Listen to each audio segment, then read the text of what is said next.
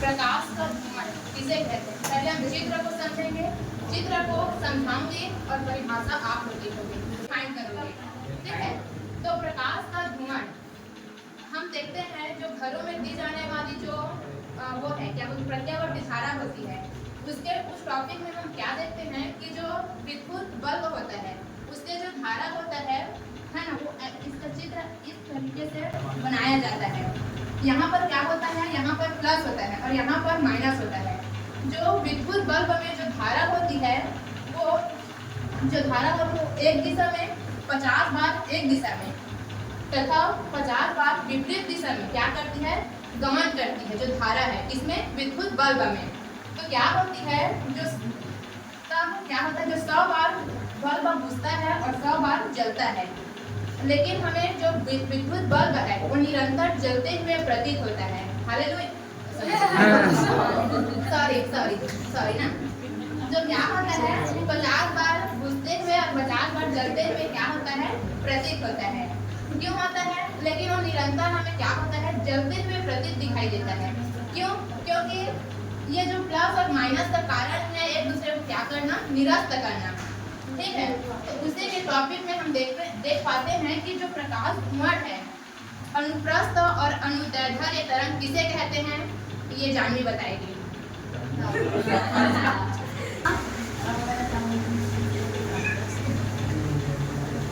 लंबवत है तो उसे अनुदैर्ध्य कहते हैं।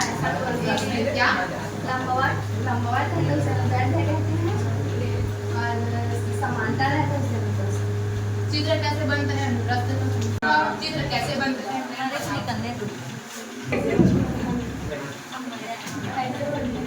कैसे बनता है, ये कौन सी तरंग है जिससे क्वेश्चन किया जाता है, केवल वही बताए ये कौन सी तरंग है। ये अनुदैर्ध्य है। राकेश खड़ा होकर बताओ ये कौन सा, ये अनुदैर्ध्य है कि अनुप्रस्थ तरंग का चित्र है? ये अनुप्रस्थ तरंग है।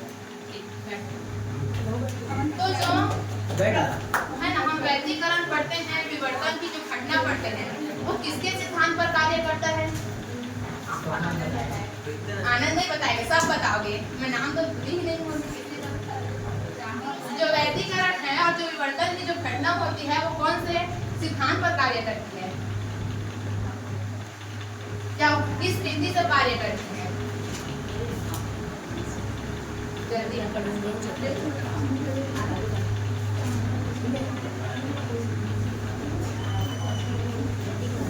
नहीं पता? तो वो जो प्रकाश जो होता है प्रकाश तरंग की तरह कार्य करता है। कौन? व्यक्तिकरण और विवर्तन, ठीक है।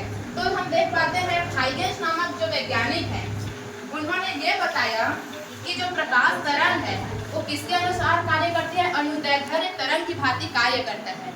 लेकिन जो ध्रुवण है वो ध्रुवण किसके भांति जो ध्रुवण है वो अनुदैर्ध्य की भांति कार्य नहीं करता, वो किसके भांति कार्य करता है, अनुप्रस्थ तरंग के भांति, ठीक है। तो जिस प्रकार हम देख पाते हैं, जिस प्रकार आवर्त सारणी को कई सारे वैज्ञानिक ने बनाया, जैसे कि शुरू में ल्योफरमेयर है ना, और फिर मेंडलीफ, फिर जाकर मुझने उसको क्या किया, सिद्ध किया कि आवर्त सारणी ऐसा होना चाहिए। उसी प्रकार जो हाइगेंस नामक वैज्ञानिक है उन्होंने ये जो टॉपिक है उसको दिया तो सही, लेकिन दिया तो उसमें जो प्रकाश तरंग है उसको उन्होंने पहले ये कहा कि जो प्रकाश तरंग है वो अनुदैर्ध्य होती है।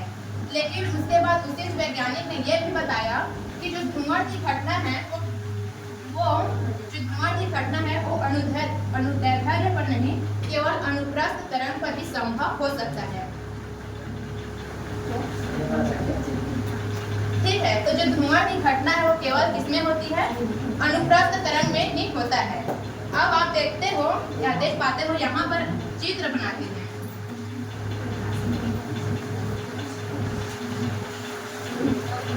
ये y अक्ष है और ये x अक्ष है, और ये क्या है, अनुप्रस्थ तरंग की चित्र है। और इससे हम समझ सकते हैं, इस चित्र के माध्यम से हम प्रकाश ध्रुवण का परिभाषा याद करेंगे, ठीक है। हमें चित्र को देखते ही उसका जो परिभाषा है वो याद होना चाहिए। मैंने पिछले भी बताया था मोलरता के विषय में, तो मैंने उसमें भी आप लोग को डायग्राम के रूप में बताया कि मूलतः किसे किसे बोलते हैं, है ना। तो इसको भी हम देख पाते हैं, ये क्या है, ये प्रकाश मतलब कि अनुप्रस्थ तरंग जो चित्र है उसमें ये इसको क्या बोलते हैं, ऐसे लिखा है तो इसको क्या बोलेंगे, नहीं मतलब आयाम बोलते हैं, ये नहीं बोलती हूँ, लेकिन ये जो लंबवत है, ठीक है, क्या है, लंबवत या फिर लंबार्धक भी बोल सकते हो, ये सारे क्या है, लंबार्धक है। तो जो प्रकाश जो तरंग है तो इसका परिभाषा कैसे होगा, जो प्रकाश तरंग प्रकाश संचरण, संचरण मतलब एक स्थान से दूसरे स्थान में जाना ही क्या होती है, संचरण। तो यहाँ से स्टार्ट होकर यहाँ पर खत्म और यहाँ से फिर स्टार्ट हो रहा है, ये कौन, इसको देखकर क्या लगता है, जैसे कि वो विद्युत बल्ब में जब धारा प्रवाहित की जाती है तो यहाँ से शुरू होकर फिर यहाँ ऐसा होता है ना। उसी प्रकार ये भी है कि यहाँ से जो प्रकाश तरंग है वो संचरित हो रहा है, क्या हो रहा है, संचरित हो रहा है। तो प्रकाश तरंग का प्रकाश संचरण की दिशा में, इस वाले दिशा में यहाँ पर क्या हो रहा है, प्रकाश संचरित हो रहा है, तो इस वाले जो दिशा में लंबार्धक, प्रकाश संचरण की दिशा में लंबार्धक, ये क्या है, लंबार्धक है। तो इसमें क्या होगा, समिति के फैलाव में कमी आएगी, ठीक है। मैं अच्छे से समझना, जब इसको मैं समझा रही हूँ उसके बाद परिभाषा आप लोग बोलोगे और मैं लिखूंगी, ठीक है। इसके प्रकाश संचरण की दिशा में, दिशा के लंबार्धक, ये जो दिशा है उसके जो लंबार्धक है उसके समिति के फैलाव में क्या आएगी, कमी आएगी। समिति मतलब क्या होता है, समिति मतलब क्या होता है, ये बताओ।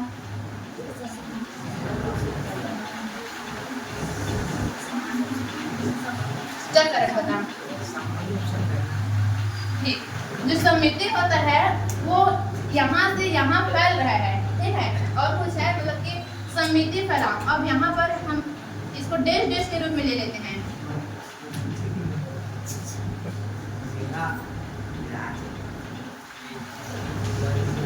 ठीक है। अब समिति फैलाव मतलब यहाँ पर भी क्या हो रहा है, फैलाव ही हो रहा है। यहाँ पर ऐसे जा रहा था लेकिन यहाँ भी ऐसे ही जा रहा है, लेकिन इसकी जो फैलाव है, लंबार्धक इसमें इतना था अब इतना हो गया। लंबार्धक हम इसका चित्र बनाएंगे तो इस तरह से होगा, ये होगा। तो इसकी समिति फैलाव में क्या हो रहा है, कमी आ रहा है। तो इस घटना को क्या बोलेंगे, प्रकाश का ध्रुवण कहेंगे। किस घटना को प्रकाश का ध्रुवण कहेंगे, जब प्रकाश तरंग प्रकाश संचरण की दिशा में, दिशा के लंबार्धक उसके समिति फैलाव में कमी की घटना को भी हम प्रकाश ध्रुवण कहेंगे। समझ आया? आप लोग एक बार बोल कर बताओ कि कैसे बोलोगे, अच्छे से बोलो ना।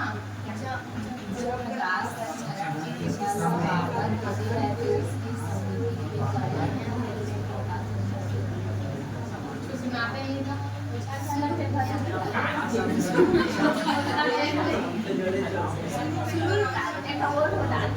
एक बार फिर से देखो, ये क्या है, जो प्रकाश तरंग है, प्रकाश किसके मतलब कि प्रकाश कौन से कार्य करी है, अनुप्रस्थ तरंग के भांति कार्य कर रही है, ठीक है।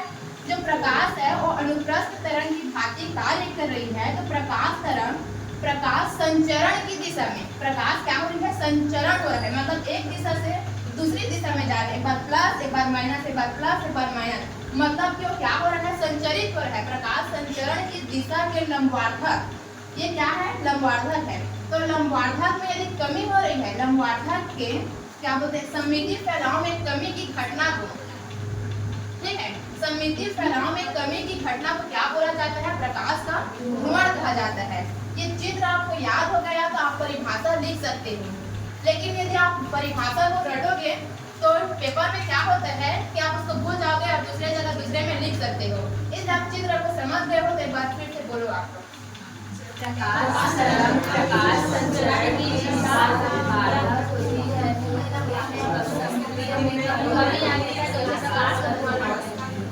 इसमें क्या आ रहा है, कमी आ रही है, इसमें फैलाव है, उसकी समिति फैलाव में कमी आ रही है। इसी घटना को क्या कहते हैं, प्रकाश का ध्रुवण कहते हैं।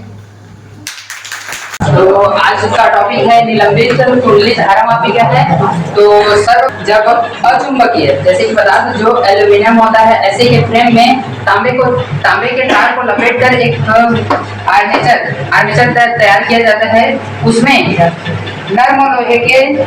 नर्म लोहे को इस प्रकार व्यवस्थित किया जाता है कि वो आर्मेचर को ना टच करे, ऐसे उसको व्यवस्थित किया जाता है। और इस नर्म लोहे को क्यों लगाया जाता है, किसी को पता है?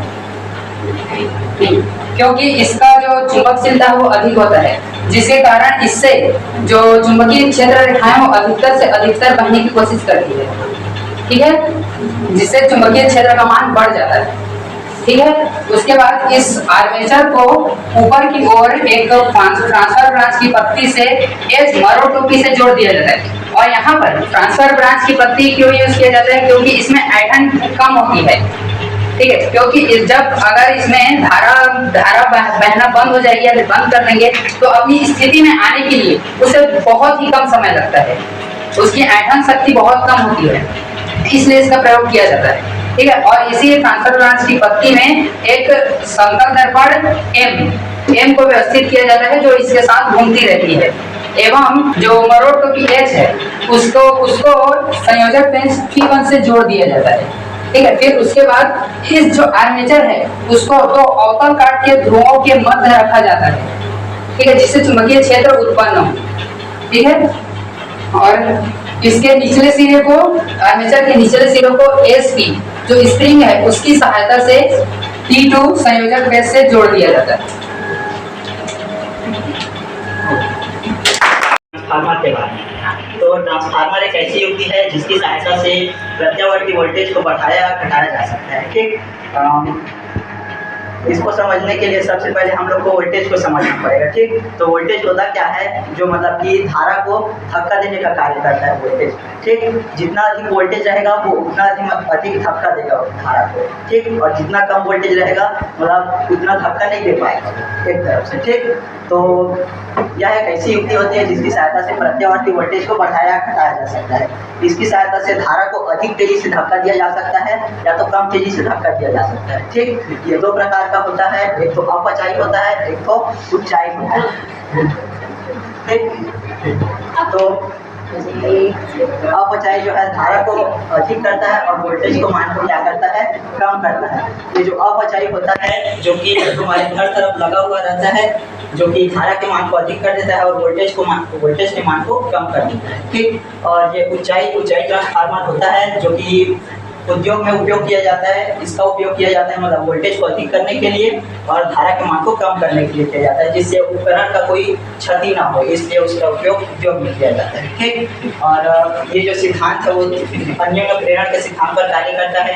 ठीक, अन्योन्य प्रेरण मतलब कि जब हम लोग इस प्राथमिक कुंडली में विद्युत धारा प्रवाहित करेंगे तो इस प्राथमिक कुंडली के चारों ओर जो है चुंबकीय क्षेत्र उत्पन्न होगा। चुंबकीय क्षेत्र उत्पन्न होगा तो दूसरा कुंडली है, इसका जो मतलब चुंबकीय फ्लक्स है उसमें परिवर्तन होगा। ठीक, इसके चुंबकीय फ्लक्स में परिवर्तन होगा तो जो है प्रेरित विद्युत वाहक बल या प्रेरित धारा पूरे परिपथ में आएगी। ठीक, और बस वैसी उसी में ठीक है। चौथ घंटी के बारे में आज अध्ययन करते हैं। चौथ घंटी में क्या होता है कि चौथ घंटी जब कहीं बैंक वगैरह में जब भी कोई चोर आता है या फिर किसी घर में चोर आता है तो उसके बारे में हमको कैसे पता चलता है, इसके लिए मतलब एक चौथ घंटी का उपयोग किया जाता है। तो इसमें क्या होता है कि एक कैथोड लेते हैं जो बेलनाकार अर्ध बेलनाकार के आकृति का होता है और एक वृत्ताकार वो होता है कि वो एनोड होता है और इसे बाह्य परिपथ से जोड़ देते हैं। इसमें आर प्रतिरोध, एक प्रवर्धक और एक कुंडली लगा होता है और एस एक नर्म लोहे का पट्टी होता है। जब सी कैथोड में जब प्रकाश किरण आपतित होती है तो सी कैथोड में इलेक्ट्रॉन उत्पन्न हो जाते हैं। क्योंकि हमारा जो एक कैथोड है वो धनात्मक विभव को प्रदर्शित करता है, जिसके कारण वो इसमें से उत्पन्न होने वाले इलेक्ट्रॉन को अपनी ओर आकर्षित करता है, जिससे पूरे परिपथ में विद्युत धारा प्रवाहित होने लगती है। जब आर प्रतिरोध और प्रवर्धक जब एक दूसरे की सहायता से जो प्रतिरोध होता है मतलब धारा का मान को बढ़ा देते हैं, जिससे जो के कुंडली होता है वो जो नर्म लोहा एस होता है उसकी पट्टी को अपनी ओर आकर्षित कर देता है, जिससे जो छोटा द्वितीय परिपथ होता है वो पूरा परिपथ बना देता है, जिससे जो चोर कुंडली है उसका परिपथ पूरा नहीं पाता, जिससे बेल नहीं बनती।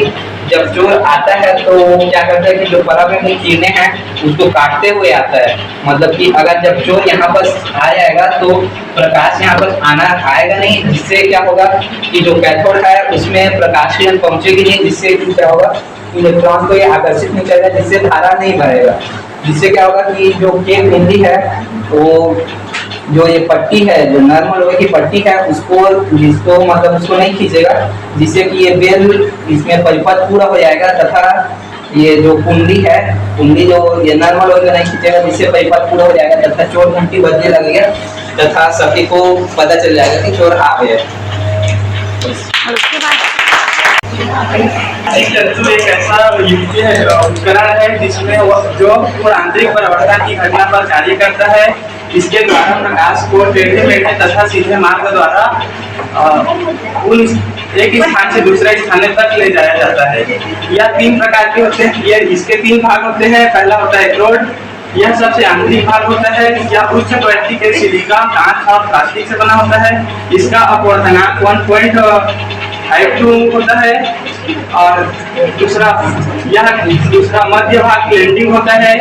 यह कांच और प्लास्टिक का बना होता है। इसका अपवर्तनांक 1.48 होता है। और तीसरा होता है सबसे आखिरी भाग, इसे कहते हैं सुरक्षात्मक जैकेट। यह क्रोड और ब्लेंडिंग को सुरक्षा प्रदान करता है। जिसका आकार या आकृति में परिवर्तन किए बिना उसकी धारिता बढ़ाई जा सकती है। आवेशित चालक को अनावेशित चालक के पास लाते हैं तो पास वाले सिरे पर की जाती आवेश तथा दूरवर्ती सिरे पर सजाती आवेश प्रेरित हो जाती है। जब अनावेशित चालक को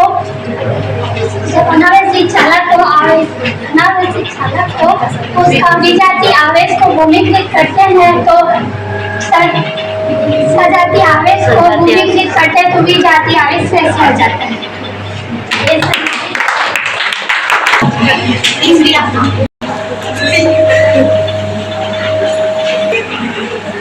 के लगभग 2 समान आकार वाले नए तत्वों के नाभिकों में टूट जाने की प्रक्रिया को नाभिकीय विखंडन कहते हैं। एक बार और किसी भारी परमाणु के नाभिक का लगभग 2 समान आकार वाले नए तत्वों के नाभिकों में टूट जाने की प्रक्रिया को नाभिकीय विखंडन कहते हैं। नाभिकीय विखंडन कुंडली या फिर वेस्टर्न धारामापी। तो सर्वप्रथम एक आयताकार या फिर वृत्ताकार कुंडली है जिसे तांबे के पतले तार या फिर विद्युत रोधी तार के साथ हल्के अनुचुंबकीय पदार्थ एल्यूमिनियम के तार से लपेटकर बनाया जाता है, जिसके अंदर में नर्म लोहा को रखा जाता है और NS2 औतर काट के मध्य रखा जाता है और इसके जो धुरी होते हैं उसके पास में P1 और P2 दो चूल होते हैं जो संतुलित अवस्था में होती है और इसमें जो 2 स्प्रिंग होती हैं, 2 स्प्रिंग S1 और S2 होती हैं। और जब इसमें धारा प्रवाहित होना बंद हो जाती है तब इसमें जो कुंडली होती है S1 और S2 वो उसे पूर्वावस्था में लाने का कार्य करती है और इसमें एक P संकेतक होता है जो धारा के मापन का कार्य करती है और इन स्प्रिंगों का संबंध T1 और T2 से होता है।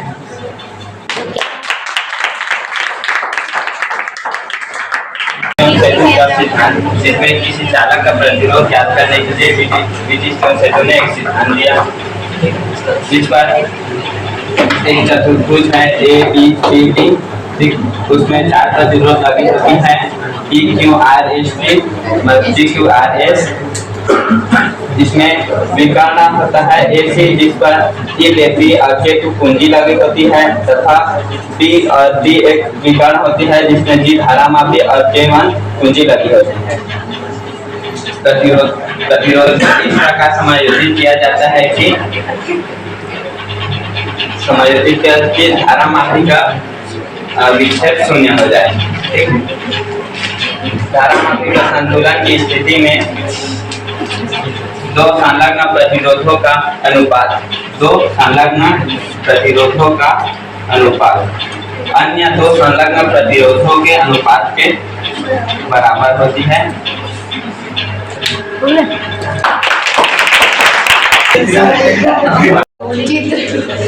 आज का टॉपिक है आइडियल ग्राफ या न्यूनतम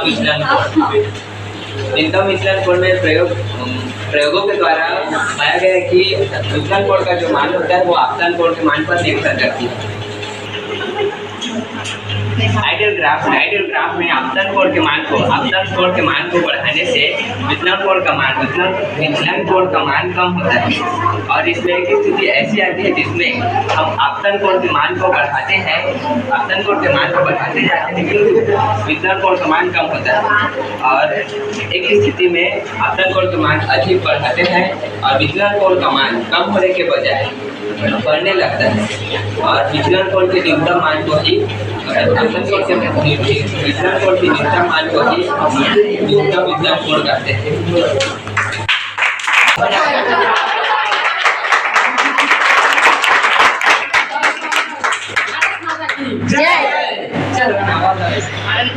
प्रत्यावर्ती धारा 4 भागों से मिलकर बना होता है।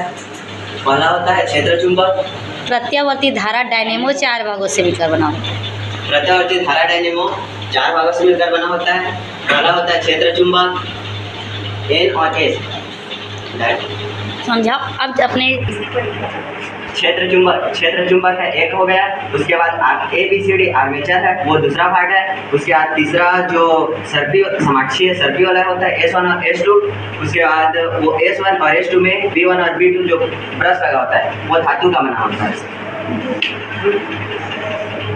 अब संरचना उसका अच्छे क्षेत्र चुंबक है जो अगर प्रत्यावर्ती धारा डायनेमो छोटा रहेगा तो नाल चुंबक लगाएंगे और बड़ा डायनेमो रहेगा ना तो उसमें शक्तिशाली विद्युत चुंबक लगाएंगे। आर्मेचर ABCD आर्मेचर है जो जिसे लोहे के जो पतली प्लेट होते हैं उसमें तांबे के तार को पास लपेट कर बनाया जाता है। इस आर्मेचर में सर्पी वाला जुड़ा होता है। S1 और S2 दोनों सर्पी वाला जुड़ा होता है। समाक्षीय वाला होता है और इस दोनों सर्पी वाला में B1 और B2 दो ब्रूस लगे होते हैं जो धातु की पत्ती का बना होता है। क्रिया विधि विद्युत चुंबकीय प्रेरण के सिद्धांत पर कार्य करता है और जब इसमें धारा फ्लेमिंग के दाएं हाथ के नहीं प्रथम अर्ध चक्र में AB ऊपर की तरफ होता है और CD नीचे की ओर होता है। तो फ्लेमिंग के दाएं हाथ के नियम अनुसार धारा B2 से B1 की ओर जाता है। उसके बाद जब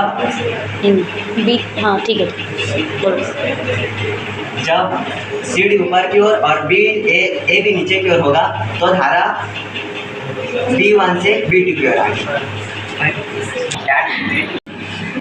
यूजर्स ऑफ ट्रांसफार्मर दूरस्थ स्थानों तक ले जाने के लिए होते हैं।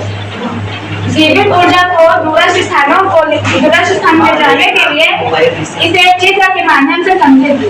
सर्वप्रथम होता क्या इसमें कि पावर हाउस में प्रत्यावर्ती धारा की सहायता से उच्च वोल्टता की निर्भर धारा में परिवर्तित किया जाता है। फिर इस निर्भर धारा को अल्पव्यय में तारों के माध्यम से दूरस्थ स्थानों तक पहुंचाया जाता है और अपचय ट्रांसफर की सहायता से उच्च वोल्ट की धारा को निम्न वोल्ट की प्रत्यावर्ती धारा में पहुंचाया जाता है। फिर इसके बाद क्या होता है कि मोटे तारों की सहायता से निम्न वोल्ट की धारा को दूरस्थ स्थानों यानी कि घर कारखानों में पहुंचाया जाता है। हो गया। तो आज हम पढ़ेंगे तरंग आवेग। यदि किसी क्षण माध्यम में किसी क्षण समान कला में तरंग संचरित होती है उसे तरंग आवेग कहते हैं। और यदि प्रकाश स्रोत बिंदुवत हो और वह सीमित दूरी तक प्रकाश जो स्रोत है वो सीमित दूरी तक हो उसे गोलीय तरंग आवेग कहते हैं। और उसकी जो प्रकाश स्रोत है वो रेखावत हो, जिसे एग्जाम्पल में प्रयोग से मान सकते हैं। और वह उसकी प्रकाश स्रोत है वो सीमित दूरी तक हो तब उसे मिलने का तरंग आवेग करते हैं। और या उसकी प्रकाश स्रोत या तो बिंदुवत हो या रेखावत हो और वह असीमित दूरी तक हो उसे समतल तरंग आवेग करते हैं।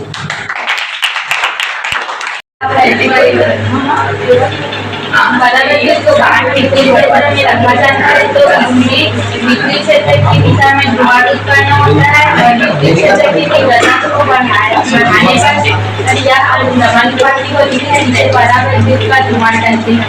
यह दो प्रकार की होती है, एक तो ध्रुवीय परावैद्युत और दूसरा अध्रुवीय परावैद्युत। ध्रुवीय परावैद्युत वे पदार्थ होती है जिसमें धनावेश और ऋणावेश के केंद्र समपाती होते हैं। और अध्रुवीय परावैद्युत वे पदार्थ होते हैं जिससे अणुओं में धनावेश के केंद्र और ऋणावेश के केंद्र दोनों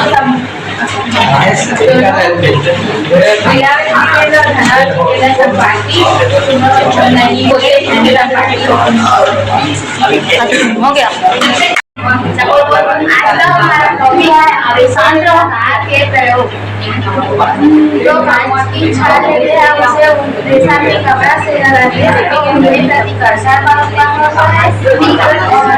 तो एबोनाइट की छड़ लेते हैं उसे कपड़ा से लगाते हैं तो प्रतिकर्षण का उत्पन्न होता है।